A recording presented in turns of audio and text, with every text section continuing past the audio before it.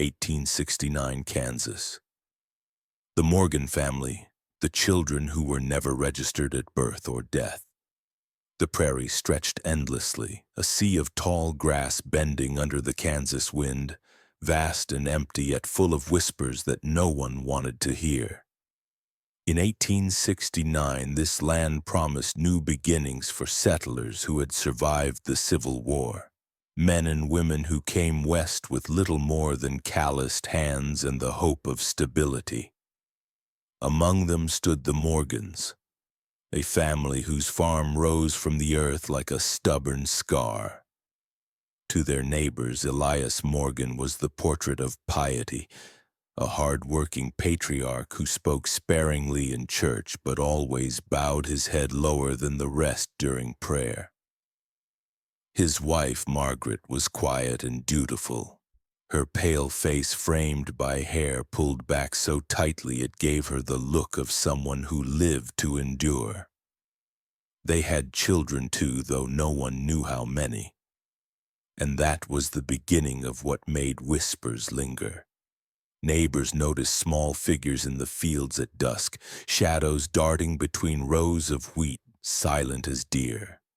Sometimes 3, sometimes 5, sometimes more. Yet in the morning when someone called, only Elias or Margaret answered. Their children never played with others, never sat in classrooms, never sang in church choirs.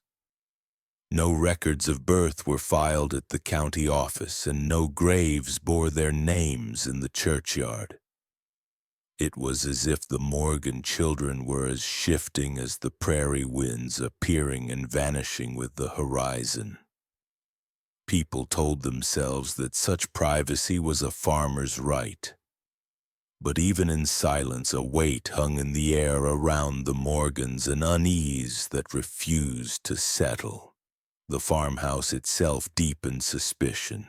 Built with timber hauled from far off, it seemed larger than the Morgans required, yet its windows stayed shuttered even on the brightest days.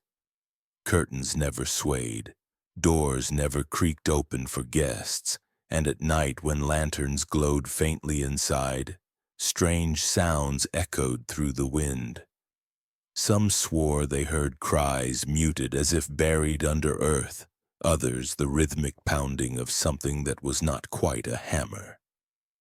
When asked, Elias dismissed it all as the noise of livestock, yet those who passed by too often carried home a chill they could not shake. In town, the Morgans remained shadows. Elias traded crops and tools but spoke little, his ledger book always close at hand, as if each transaction was sacred to him.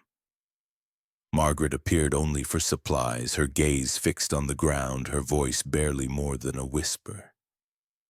No one had seen her laugh, no one had seen her scold. She existed as though life was a ritual of silence, and the children, those shifting figures in the dusk, were never present. It was said that one winter a schoolteacher remembered a boy who appeared for a single day of lessons, pale and trembling, silent even when spoken to. By the next morning he was gone, and Elias claimed no child of his had ever stepped inside a schoolhouse. The matter was dropped because in those days questions could be dangerous. Kansas in 1869 was still raw. Law stretched thin across vast plains. Families lived or died on their reputation, and the Morgans' mask of God-fearing labor kept them untouched. But beneath the mask lay something no one dared imagine. A house where innocence was never allowed to breathe, where silence was not only expected but demanded, where children did not belong to the world but to something darker. The prairie, vast and empty, became complicit. It swallowed names, muffled cries, and carried secrets deep into the horizon. What unnerved people most was not what they saw, but what they could not. When births went unrecorded, when deaths left no graves, it was as though the Morgan children were erased before they ever lived. And so the story begins not with blood or violence, but with absence. An absence that made neighbors uneasy. An absence that turned into rumor and rumor into silence. For in that silence the Morgans thrived, hidden by the vastness of the prairie and the quiet that no one dared disturb. The land would hold their secret for years until drought and time would strip it bare. But in 1869 all that existed was a family that appeared ordinary, a farm that seemed prosperous, and children who drifted like ghosts, never registered at birth, never counted in death, names swallowed whole by the prairie that promised a new life but concealed something far older, far darker. The Morgan farmhouse stood tall against the Kansas wind, its frame weathered but stubborn, a monument to both survival and secrecy. From a distance it seemed ordinary, another homestead carved from the endless prairie. Yet those who approached felt its weight pressing against them before a word was spoken. Its windows faced outward like unblinking eyes, but curtains stayed drawn even in the brightest sun. The house did not breathe with the rhythm of family life. It held itself too tightly, as though every board and beam was burdened with silence it could not release. Visitors rarely crossed its threshold. Elias Morgan allowed no gatherings, no neighbors inside for coffee or scripture. On the rare occasion a passerby glimpsed through the doorway, what they saw unsettled them. The rooms were large but barren, walls stripped of warmth, furniture stiff and sparse. In some corridors, doors remained locked at all times, their frames sealed as though they belonged to no one. Margaret claimed they were for storage, rooms unfinished or unsafe. Yet people wondered, why did they hear faint sounds behind those locked doors? Why did Elias always carry keys heavy on his belt as if they were more precious than coins? At night, when the prairie was swallowed in darkness, strange noises leaked from the Morgan house. Neighbors spoke of muffled thumps, sometimes steady as a heartbeat, sometimes frantic as a trapped bird. There were moments of silence too deep, broken by sudden sharp cries that ended before anyone could be sure they were real. To ease their discomfort, neighbors told themselves it was livestock, perhaps pigs in distress. But those who knew the sound of animals heard something different, something human yet contained, as though someone was testing the very edge of a scream before it broke. Margaret moved through these halls with a calm that chilled more than Elias's silence. She was the caretaker, the one who arranged beds, scrubbed linens, and managed food. But her work seemed less like nurturing and more like maintenance. She washed clothes no one had seen worn in public. She carried buckets into locked rooms and returned empty. She burned fabric scraps in the yard that bore stains the neighbors never asked about. Her face remained a mask, soft-spoken and unreadable, her voice always measured as though revealing nothing was the highest form of duty. For the children, the house was both prison and world. They rarely appeared outside, and when they did, it was under strict watch.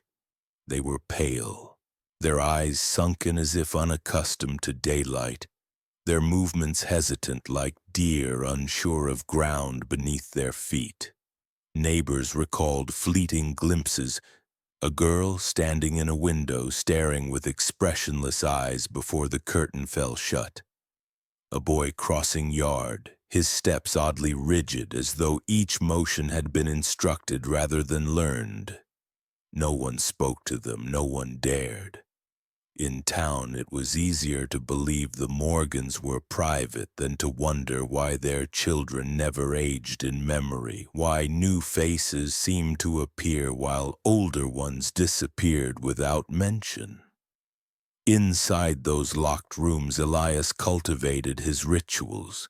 He believed silence was purity, that the absence of a child's voice was the measure of control.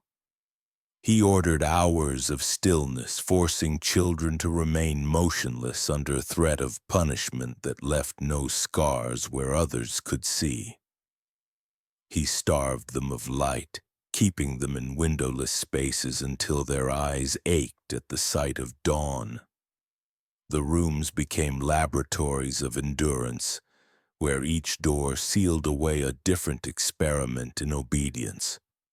The farmhouse became an architecture of cruelty. The cellar door groaned like a warning, stairs descending into shadow where screams would never carry. The attic was worse, its cramped beams pressing against small bodies forced to crouch until muscles trembled. Even the walls were part of Elias's design. He had built false panels, hidden compartments that could conceal a child completely. Those who entered them learned quickly that breath must be shallow, that panic must be swallowed, or else the door would never open again. What disturbed the neighbors most, though they could never admit it aloud, was how ordinary the Morgans appeared in public. Elias bowed his head in prayer. Margaret passed bread to the needy, and their farm yielded steady harvests. To question their household was to question the very idea that evil could live inside walls that looked like any other. It was easier to accept the locked rooms as eccentricity, the silence of children as shyness, the odd noises at night as tricks of the prairie wind.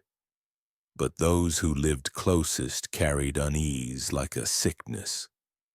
They wondered what it meant that children had no names in the records, no voices in the schoolhouse, no laughter in the fields. They feared that to ask questions was to invite something into their own homes, something they could not control. And so the house remained untouched, a fortress of secrecy where cruelty wore the mask of domestic life. The locked rooms remained locked, and the prairie swallowed the questions whole. It would take years, decades even, for the truth to claw its way out of those walls. But in 1869, all anyone knew was this: the Morgan farmhouse was not welcome, it repelled. It did not shelter, it contained. And within its locked rooms something was being shaped in silence, something that would leave a scar on the land deeper than any plow could carve. The object most sacred to Elias Morgan was not the Bible he carried to church, nor the rifle that hung over his mantle, but a simple book bound in worn leather. The ledger was always at his side, as constant as his shadow. To the neighbors it seemed like a farmer's account book, a tally of seed and harvest, debts and trades. But within its pages Elias wrote not of fields or livestock. Instead he recorded the measure of silence, the catalogue of suffering, the experiments he devised for the children who bore no names outside his walls. Each line was precise, written in neat, deliberate script. He numbered the children instead of naming them. To him, names gave humanity, and humanity was weakness. Instead, they were subjects, variables to be tested, their bodies canvases for endurance, their minds soil to be tilled for obedience. Subject 2. 3 days without water, sustained with salted bread. Subject Vambu. Confined to the cellar in absolute darkness, duration 6 nights. His book was not a journal of memory, but a doctrine, a scripture of cruelty where pain became sacrament and control the highest form of worship. What Elias pursued was not random violence. His methods were cold, measured, and repeatable. He treated suffering as an experiment, as though he could perfect it with enough trials. He starved children in stages, recording the hour when their cries ceased, the moment their limbs no longer carried them. He timed the exact threshold when silence became permanent, when breath gave way to stillness. He forced them to kneel in snow until skin cracked, noting how frostbite spread, how long it took before numbness became irreversible. He inserted foreign objects beneath fingernails, not for punishment alone, but to measure how pain altered loyalty. In his mind, each detail mattered, each reaction a data point in his pursuit of mastery. The ledger grew thick with years. Its pages carried the weight of vanished lives, yet to Elias it was progress, evidence that he was shaping not merely children, but obedience itself. He believed he was stripping away weakness, carving purity out of flesh. And the cruelest truth was that some of the children, desperate to survive, tried to please him. They endured in silence, obeyed without question, convinced that compliance would earn them bread or light. To Elias, this was proof that his system worked. To the children, it was the only way to keep living, if living was the right word. Margaret played her part in this ritual. She never touched the ledger, but she preserved it by protecting Elias's secrecy. She destroyed scraps of paper, washed away stains, and burned clothes that carried the scent of sickness. When neighbors asked after missing children, she repeated the stories Elias wrote for her. Stillbirth, fever, accident. She became the mouthpiece for his lies, while he wrote the truths no one dared read. If the Bible was kept in the open, the ledger was kept locked in a drawer, a secret scripture of pain that grew heavier with every page. The children learned that their worth was measured not in love, but in endurance. Some tried to disappear into silence to escape his attention by becoming shadows.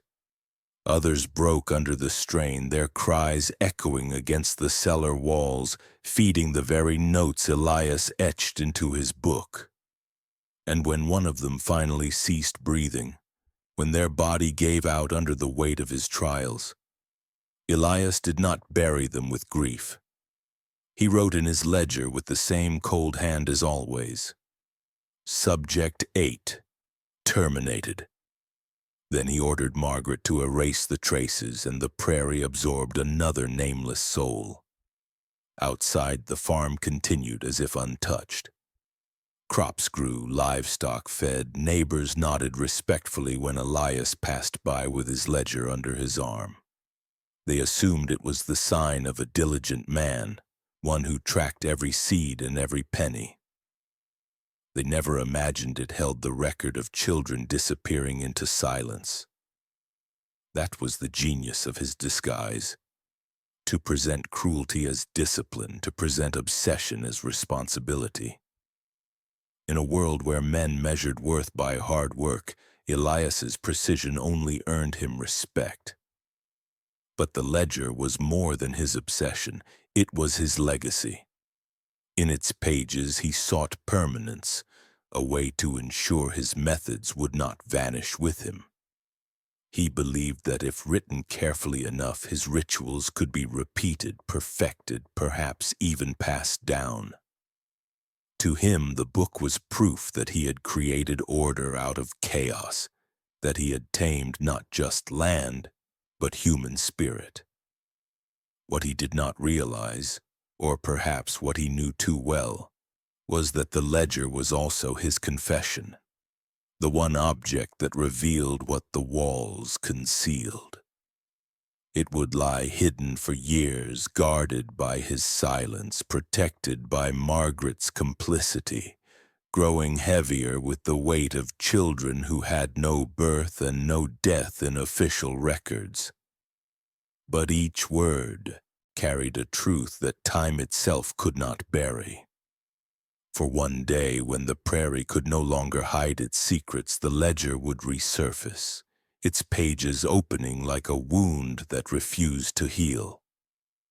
For now, in 1870, it remained a private gospel of cruelty, its ink staining not just paper but the history of a family that wore masks of piety while conducting rituals of suffering in the dark.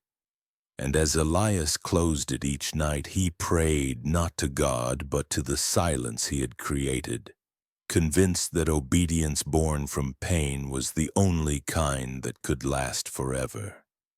Beneath the Morgan farmhouse lay a space no visitor ever saw, a chamber hidden under planks that creaked only for Elias's hand. The cellar had been built deeper than necessity required, carved not merely for storage but for containment. It was reached by a narrow staircase sealed behind a locked door, the boards thick enough to muffle sound, the air heavy with damp soil.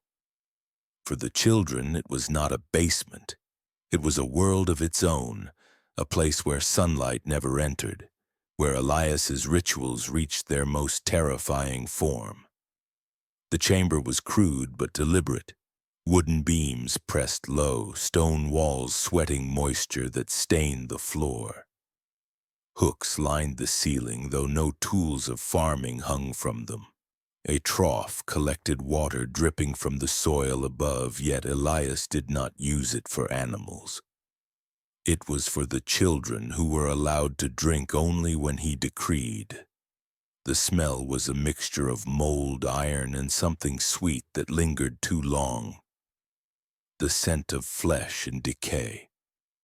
The silence there was unnatural, broken only by the sound of Elias's boots or the soft moans of children too weak to cry. This was the heart of his experiments. Here Elias tested not only endurance but submission. He devised cruel trials that twisted natural needs into punishments. He starved children but fed them salt, forcing thirst to become unbearable before offering water in exchange for obedience. He bound their arms in ways that warped the growth of bone, leaving them bent and crooked, then recorded how long it took before the deformity became permanent. He enforced silence drills, demanding hours without a sound, punishing even the faintest whimper with suffocation rituals. Children sealed in boxes with air growing thinner by the minute, released only if they mastered control of panic. The chamber itself became an instrument of terror. Elias would flood the floor with inches of cold water, leaving children to stand for hours until their skin blistered. He carved small alcoves into the walls, narrow cavities where a body could barely fit, then locked them inside to measure the breaking point of claustrophobia. He treated each reaction as data, noting every collapse, every surrender. It was science twisted into ritual, cruelty disguised as study. To Elias, it was proof that he could reshape human nature. Margaret, silent as always, maintained the chamber with grim precision. She scrubbed the stone, carried away refuse, and burned what could not be buried outside. She ensured no trace of screams remained above the floorboards. Sometimes she lingered at the entrance, listening as Elias delivered his instructions below, her face unreadable. She was not a prisoner, nor a protector. She was accomplice, tending to the machinery of cruelty as though it were simply another part of farm life. The children endured because they had no choice. Some grew numb, their eyes hollow, bodies moving only when commanded. Others resisted until they broke, their spirits shattered by deprivation, their voices silenced forever. When one child collapsed beyond recovery, Elias did not weep. He recorded the failure in his ledger, then ordered Margaret to dispose of the body. Shallow graves were dug in the fields, hidden under the churn of soil that would soon sprout wheat. The prairie absorbed them without question, its vastness a perfect accomplice to silence. Yet there were moments that revealed the depth of Elias's obsession. He once placed 2 children in the chamber, offering one water while denying the other. He recorded with precision the moment desperation overcame loyalty, when one betrayed the other for a sip of relief. To Elias, this was the ultimate proof of his power.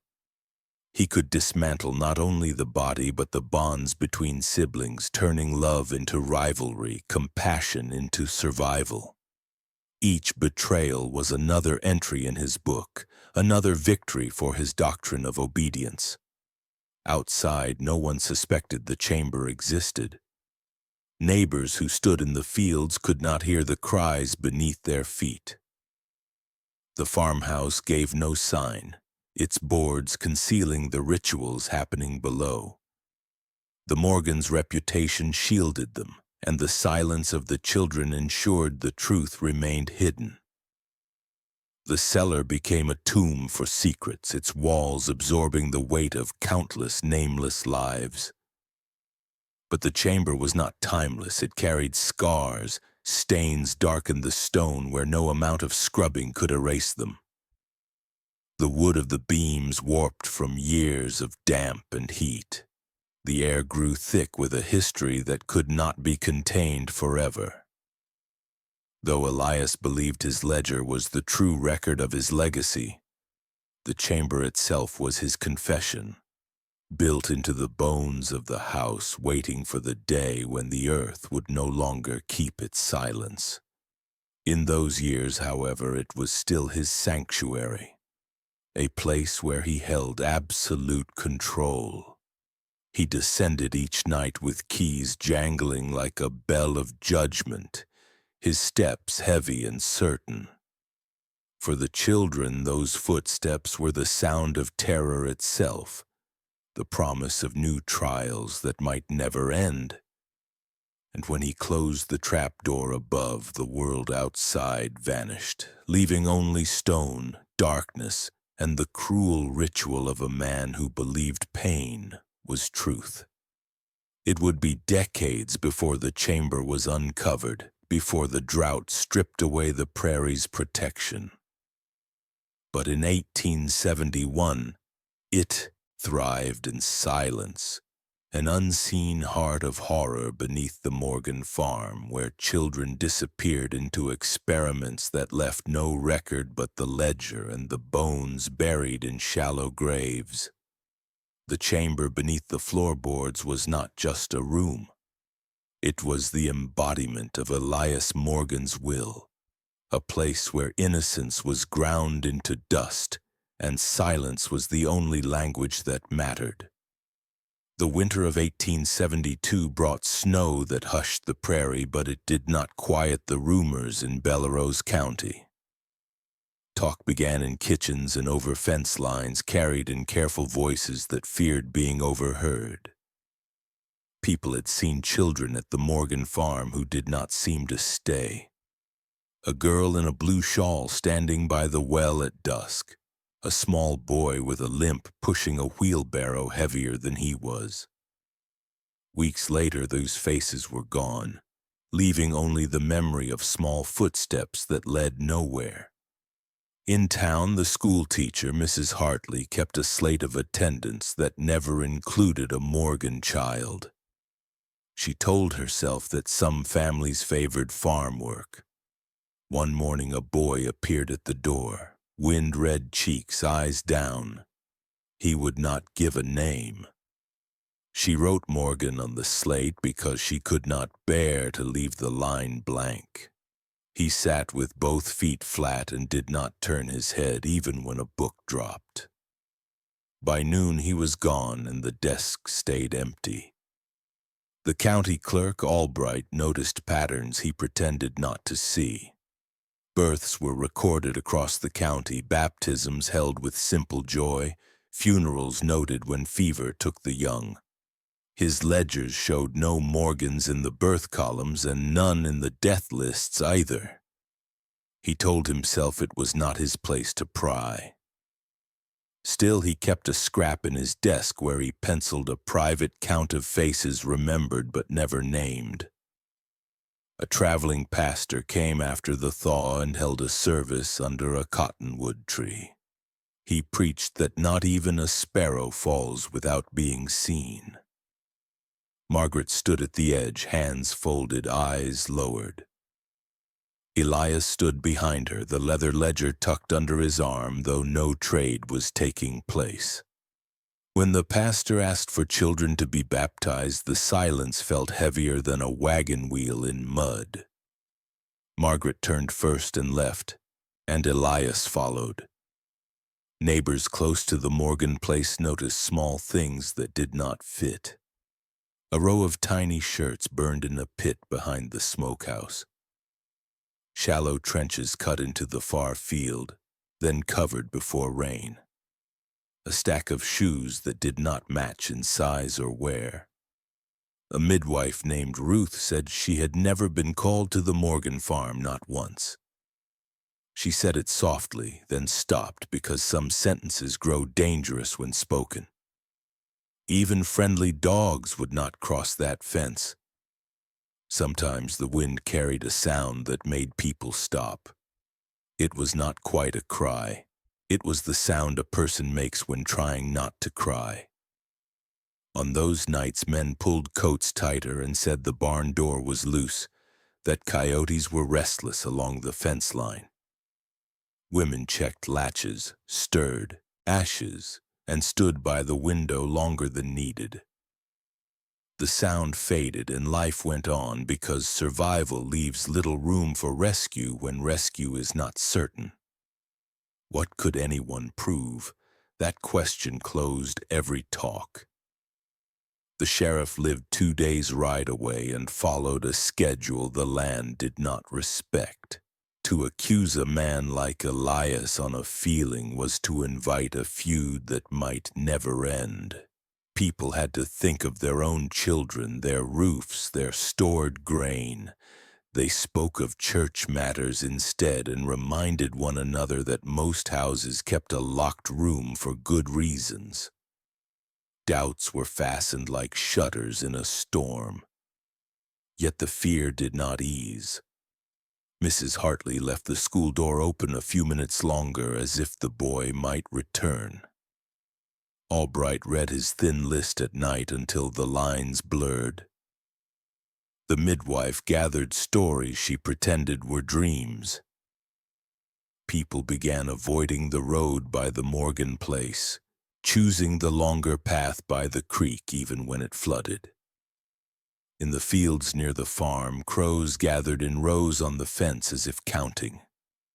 The wheat grew well, but some hands avoided the far edges. By late summer, the story had grown without anyone saying crime. It lived inside people like grit that would not wash away. In the bravest homes, someone whispered, "We should look," and no one moved.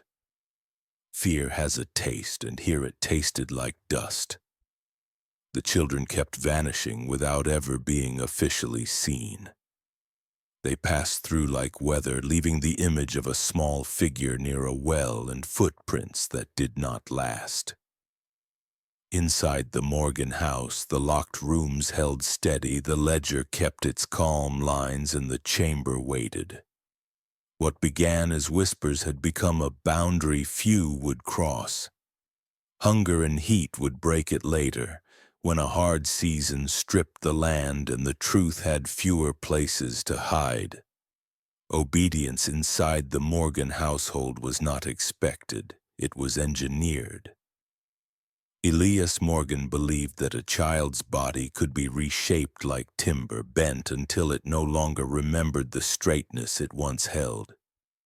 He viewed loyalty not as trust freely given, but as a reflex carved into the marrow. In his ledger, he called it the anatomy of obedience, a phrase written over and over as if he was building a science of cruelty. And in the hidden spaces of his house, he tested this belief until it became the only law his children knew. The rituals began with deprivation. Food and warmth were withheld until children learned that their survival hinged not on need but on submission. A crust of bread became currency, a ladle of water the highest reward. To receive it, a child had to perform tasks that grew stranger with time. At first it was silence, hours of motionless stillness under his watch. Later it was endurance, holding arms aloft until muscles tore, or kneeling on grain until knees bled. The children obeyed not because they respected him, but because the body craved what only he could give.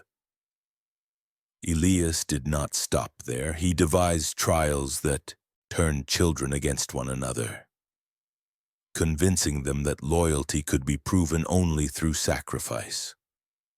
One would be given food and told they must share it with another, but only if they first inflicted pain upon that sibling.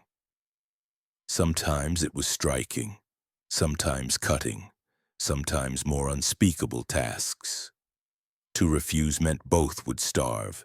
To obey meant survival for one and suffering for the other. In this way, love became corrupted, replaced by rivalry.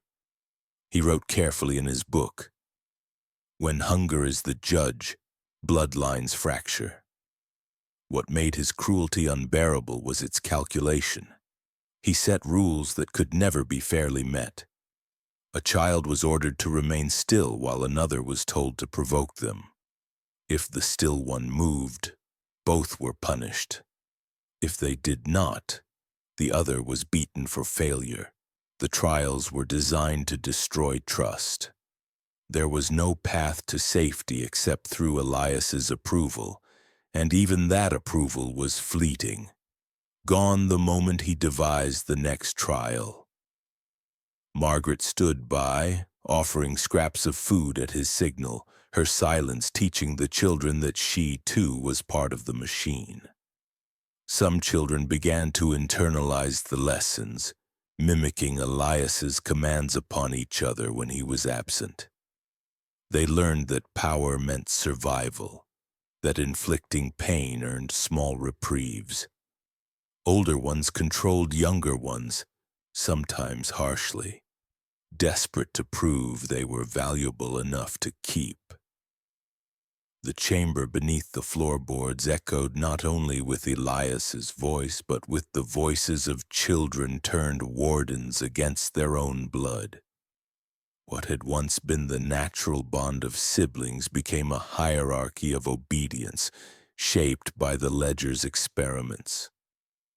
Elias observed these changes with fascination. He believed he was stripping away weakness, peeling humanity from the bone. Subject 9 obeys without hesitation when promised the survival of Subject M, he noted one winter. Control is stronger when siblings administer punishment. Pain inflicted by one another creates no hatred toward me. His writings revealed pride, as though he had discovered a law of nature hidden from the rest of the world. The punishments grew darker as the years wore on. Elias devised trials he called measures of silence. Children were forced to wear crude wooden braces that locked their jaws shut for days. To earn release, they had to endure hunger without complaint, while their siblings were instructed to tempt them with food. Those who broke the silence were denied water. Margaret tended to them with a calm that defied comprehension, removing braces only when instructed, wiping blood from their lips, then locking the devices away again until Elias required them.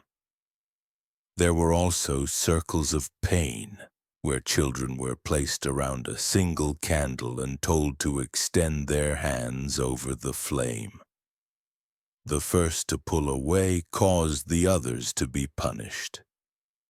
If all endured long enough, Elias rewarded them with a scrap of meat. The scars that remained were not only physical but etched into memory. Obedience was no longer survival. It became identity. By then, they no longer remembered another way of living. The cruelty escalated into mutilation disguised as trial.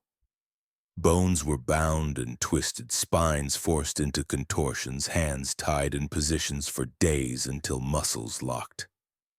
Elias documented every stage, sketching crude diagrams of how the body bent and broke. He believed he was creating something new, a generation reshaped by will alone. Margaret destroyed the evidence of his failures. The remains of those whose bodies could not withstand the trials, burying them shallow under wheat that grew tall as if mocking the silence beneath. Neighbors saw nothing beyond the mask of piety. The Morgan farm prospered, fields full, harvests steady. Elias bowed his head lower than the rest in church. Margaret handed bread to the needy, and their reputation remained untouched. Only whispers persisted, fragments of rumor no one dared to follow. The children who did appear outside seemed obedient beyond measure, eyes fixed forward, bodies rigid, never speaking unless Elias commanded. To outsiders, they seemed unnaturally disciplined. To Elias, they were his proof. But discipline was not the right word. What he had built was something far darker, the destruction of choice itself. These children did not obey because they understood authority. They obeyed because they had been dismantled piece by piece, their wills broken and rebuilt in his image. Each trial stripped away a layer of humanity until nothing remained but reflex, survival, and silence. Elias called it obedience. In truth, it was erased. What remained invisible was how deep the scars ran.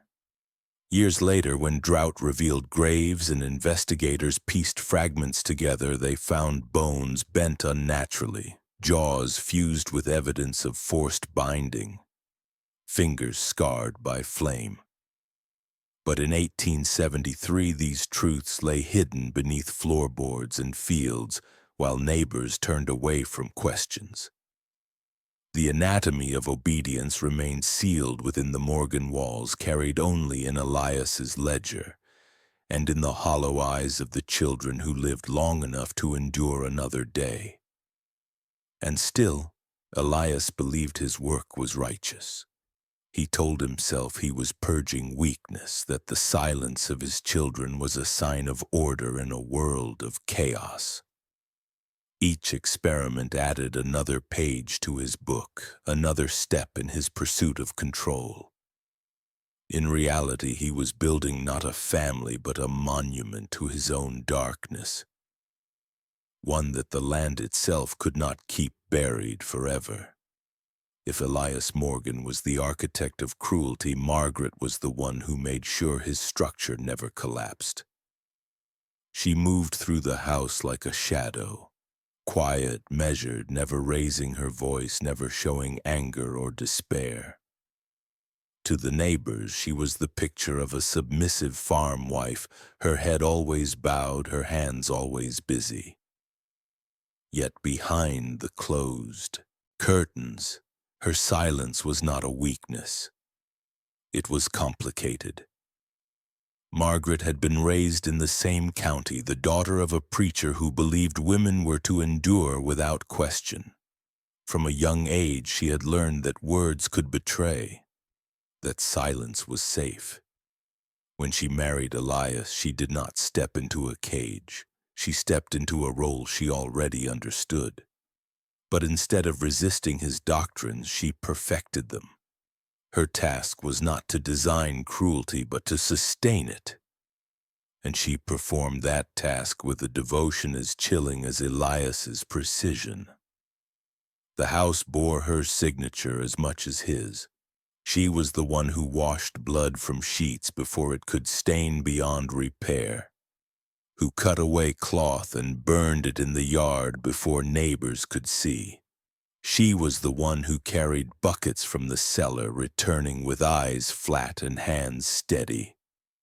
When a child collapsed from hunger, Margaret was the one who removed the body under the cover of night, clothing it in rags so it might pass for stillborn, or burned what remained until it left only ash.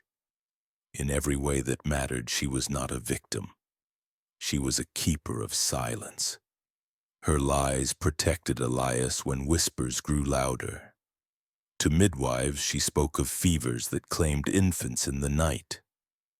To neighbors, she told of stillbirths, bodies too small and weak for burial records. She spoke softly, convincingly, her pale face and downcast eyes disarming those who might question her. People pitied her, believing her frail, cursed with grief. Few realized that her calmness was not sorrow but control. Margaret understood that to conceal cruelty, one must make loss appear ordinary. And so she wore grief like a shawl, pulling it tighter when suspicion drew near. Margaret also managed the children when Elias was absent. She rationed food with the same cold calculation he recorded in his ledger. She enforced silence by lifting a finger to her lips, her expression warning that punishment would follow if obedience faltered.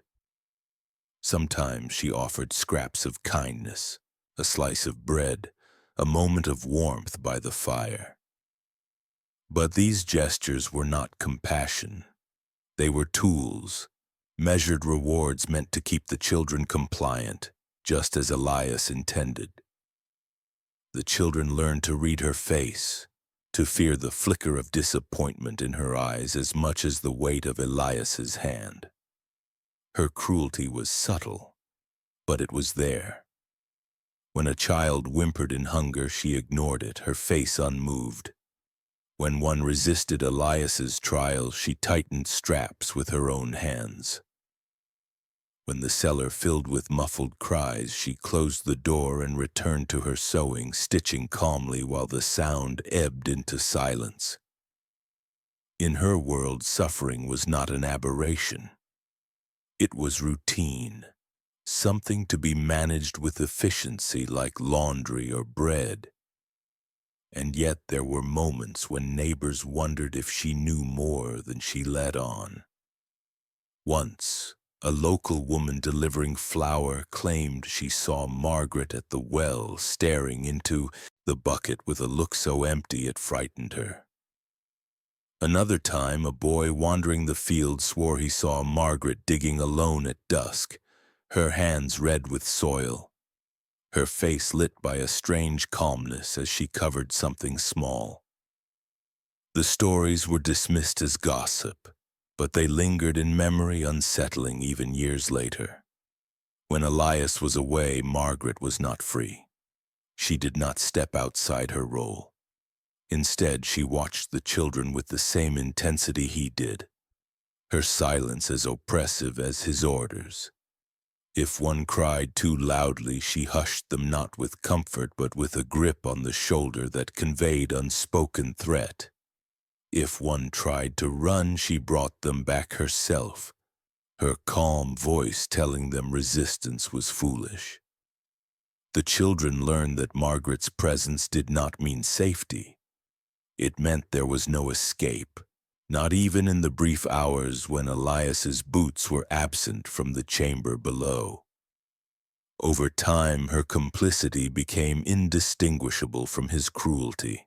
If Elias was the hand that inflicted suffering, Margaret was the air that carried it, the silence that ensured it endured.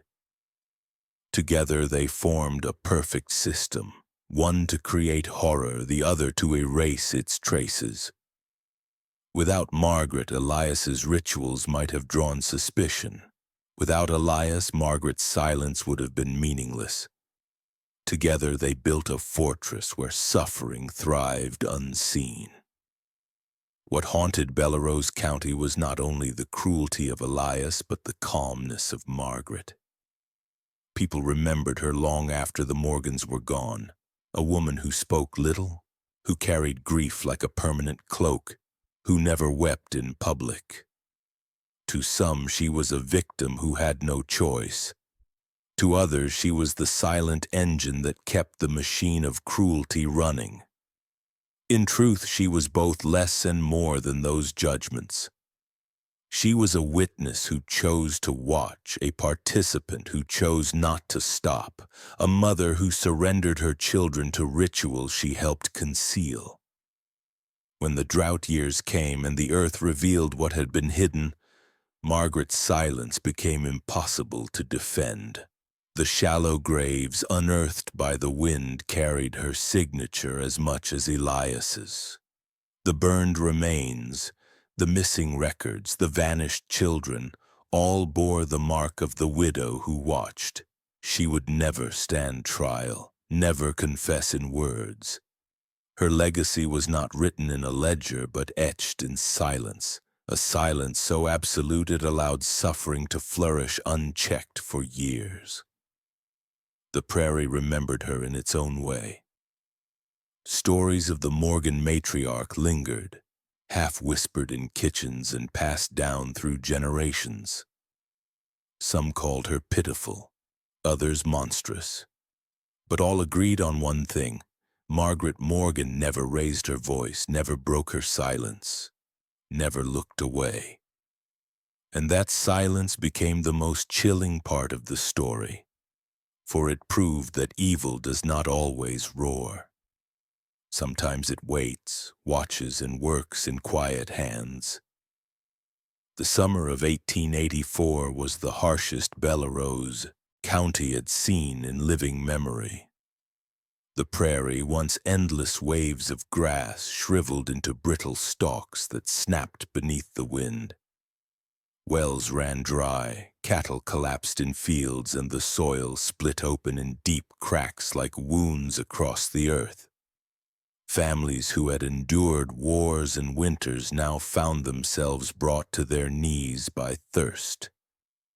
It was in this drought, when the earth no longer had the strength to keep secrets, that the past of the Morgan farm began to claw its way into the light. By then the Morgans were already gone. Some said they fled west, others whispered they perished quietly in their own house, their bodies hidden as carefully as their children had been. The farmhouse still stood sagging and hollow, a carcass of timber left to rot in the heat. Weeds choked the fence lines, windows gaped like empty eyes, and the silence around it felt heavier than ever. No one dared approach, for the land seemed cursed, but the drought stripped away that distance. The soil thinned, and what it revealed could no longer be ignored. It began with a farmer plowing near the edge of the Morgan fields. His blade caught on something hard beneath the dust.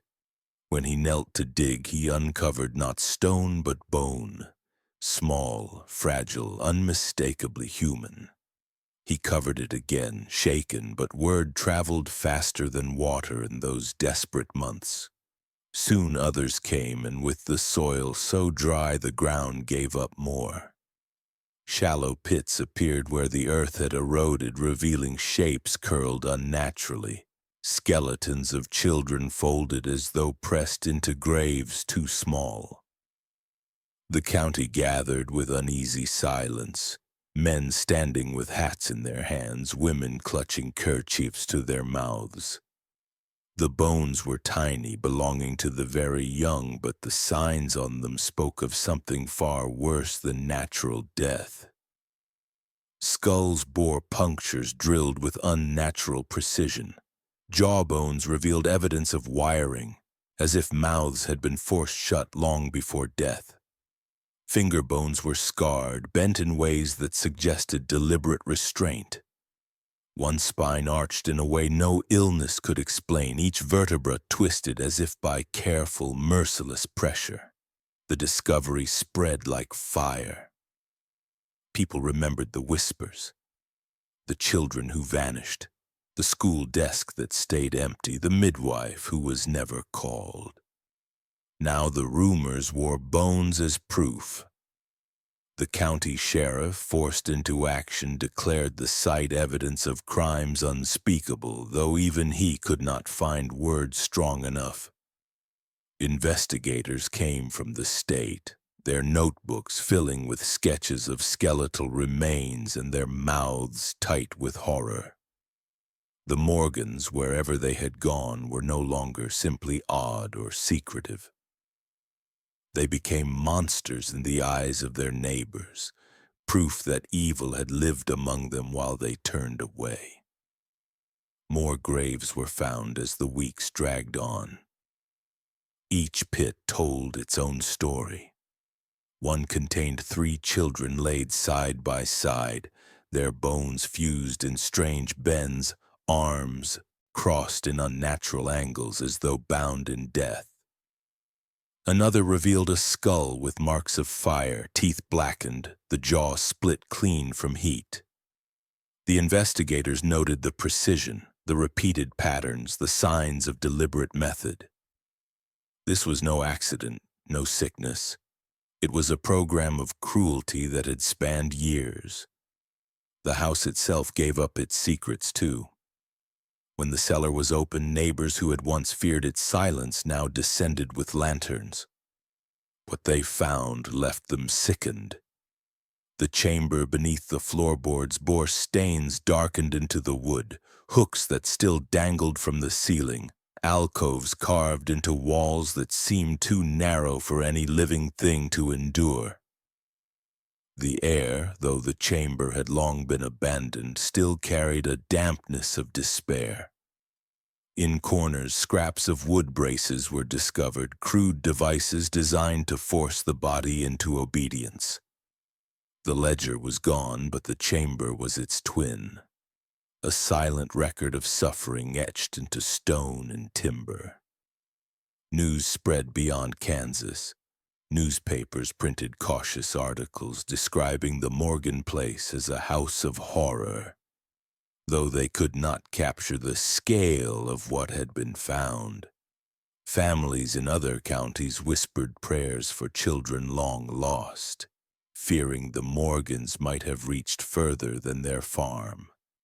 State officials ordered new measures for recording births and deaths, declaring that never again should a child be allowed to vanish into silence without trace.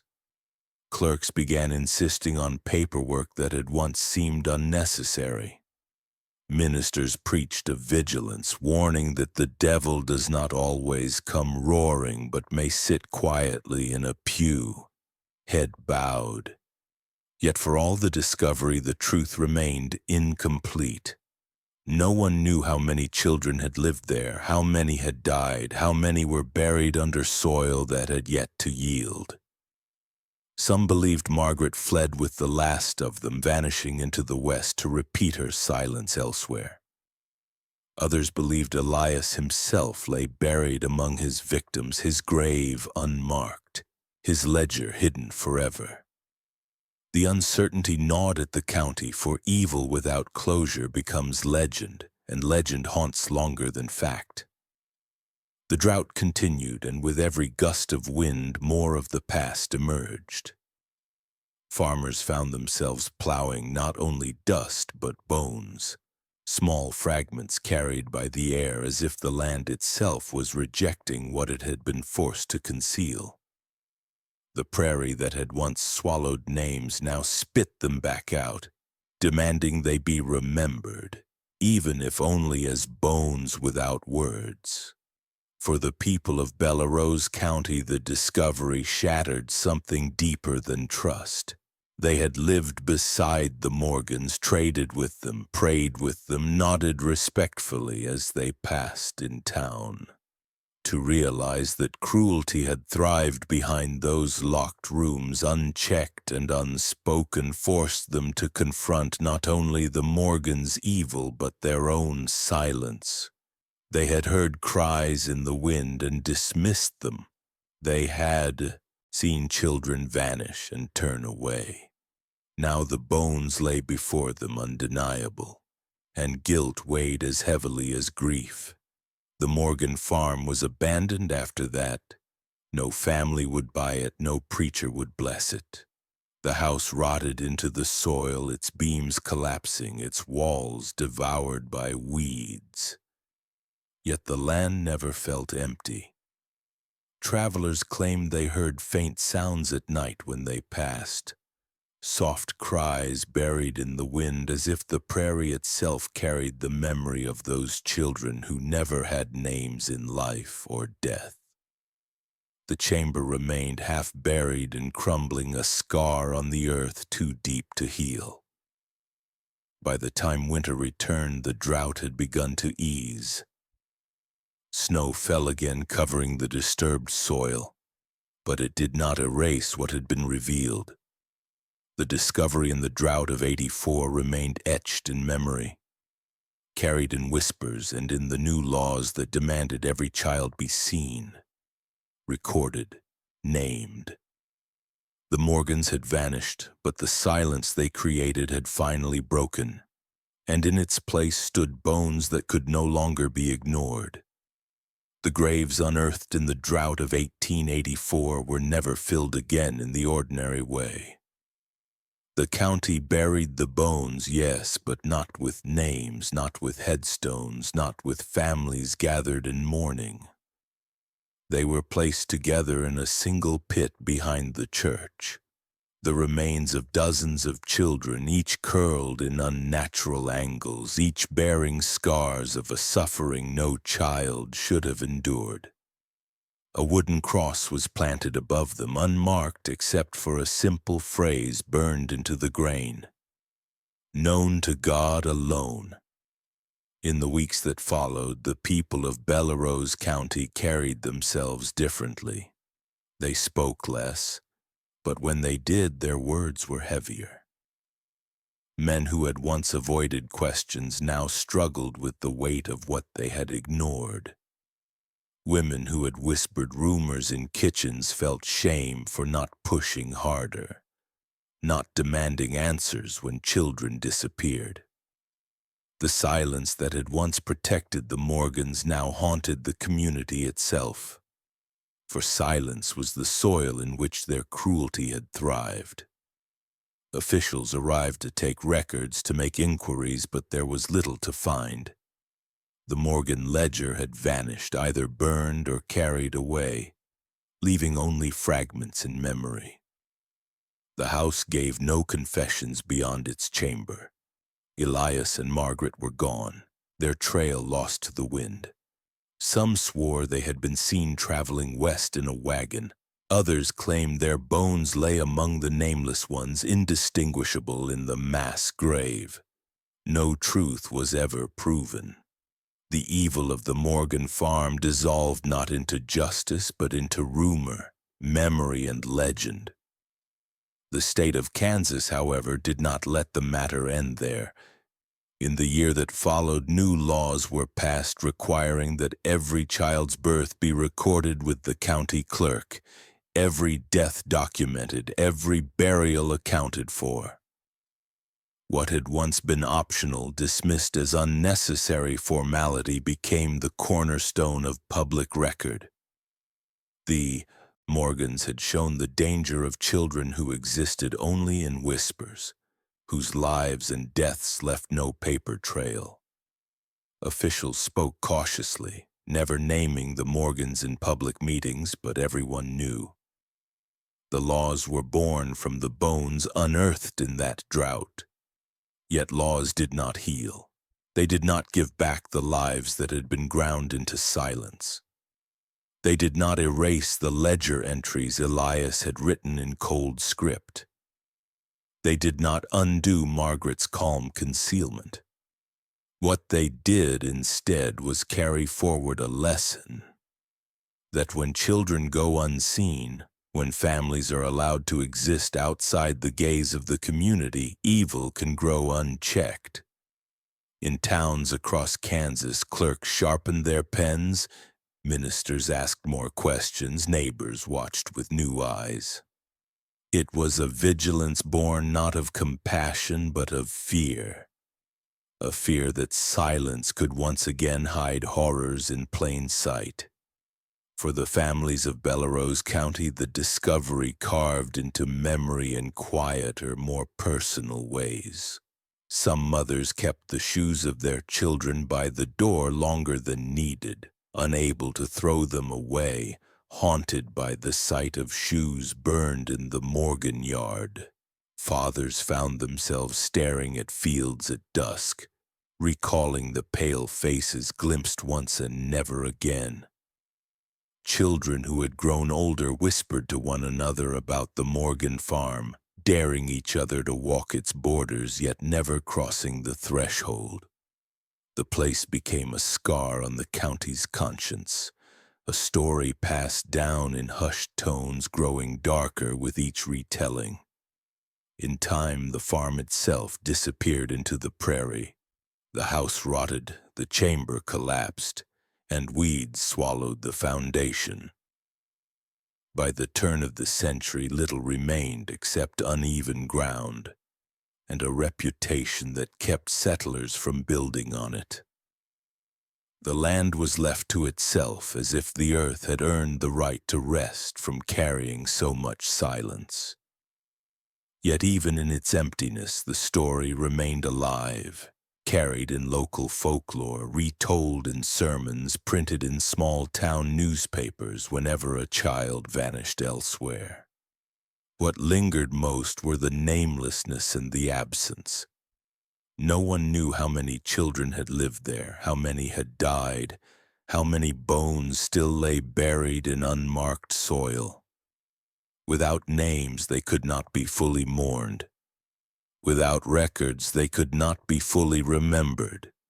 They became the children without names, a phrase whispered in town halls, in church pews, in family kitchens.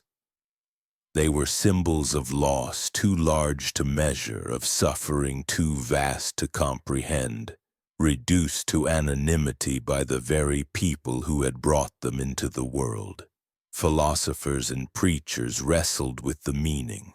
Some said the Morgans were proof that evil is born in individuals' twisted minds who choose cruelty. Others argued that evil thrives when communities look away, when silence becomes easier than truth. The Morgan story forced both views to exist side by side. A father who treated his children as experiments, a mother who enabled him, and neighbors who saw enough to suspect but not enough to act.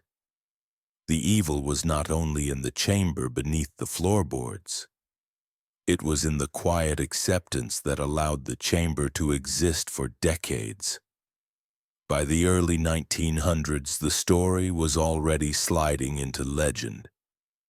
Writers who visited Kansas picked up fragments, turning them into cautionary tales. Some softened the details, speaking of children lost to illness and parents too strict for their time. Others exaggerated them, painting Elias as a devil worshipper or Margaret as a witch. The truth, already fragile, dissolved further with each retelling. But for those who lived in Bellerose County, the bones unearthed in 1884 were enough. They did not need embellishment. They had seen proof in the soil. A memorial was eventually built on the church grounds, replacing the plain wooden cross. It was a simple stone, carved with words chosen carefully, in memory of the children unseen, unnamed, unheard. Families laid flowers there on Sundays, even if the children had not been theirs. It became a place to reckon with silence, to pray not only for the lost, but for the courage to see what is too easy to ignore. The memorial did not erase guilt, but it gave the community a place to carry it, to transform shame into remembrance. And still, questions remained. How many ledger entries had Elias written? How many trials had been inflicted? How many children had lived long enough to endure years of obedience before vanishing into shallow graves? No one knew. Perhaps no one could ever know. That uncertainty became part of the horror, proof that some evils are not meant to be fully uncovered. The Morgan family had disappeared into history, but the silence they created still stretched across the prairie, echoing in every law, every sermon, every whispered story. In the end, the children without names did not vanish entirely. They lived on in the records that followed, in the insistence that no child be invisible again. They lived on in the guilt of a county that chose not to see until the earth forced their eyes open. They lived on in the memory of silence itself, the cries in the wind mistaken for coyotes, the footsteps that left no trail, the empty school desk that haunted Mrs. Hartley until her death. Their absence became their legacy, their namelessness their most haunting reminder. Evil, the story taught, does not always shout. It often whispers. It waits in houses that look like any other. It wears the mask of piety, bows its head in prayer, passes bread at the table. It thrives not only in the cruelty of those who inflict suffering, but in the silence of those who watch, and in the avoidance of those who choose not to ask. The Morgans may have been the architects, but silence itself was their greatest accomplice. And so, the story ends not with resolution, but with reflection. The Morgan farm rotted away, but the questions it left remain. How many evils go unseen today, hidden in plain sight because no one dares to look? How many children remain unheard, their suffering dismissed as shyness, their absence excused as privacy? The children without names remind us that silence is never neutral. It protects someone always. The memorial still stands, weathered by time, its inscription plain against the Kansas sky. Visitors pass by, some stopping to read, others moving on quickly as though the words are too heavy. In memory of the children unseen, unnamed, unheard. And to those who listen, the wind across the prairie carries a question. One as sharp now as it was in 1884. What do you think? Could this happen again?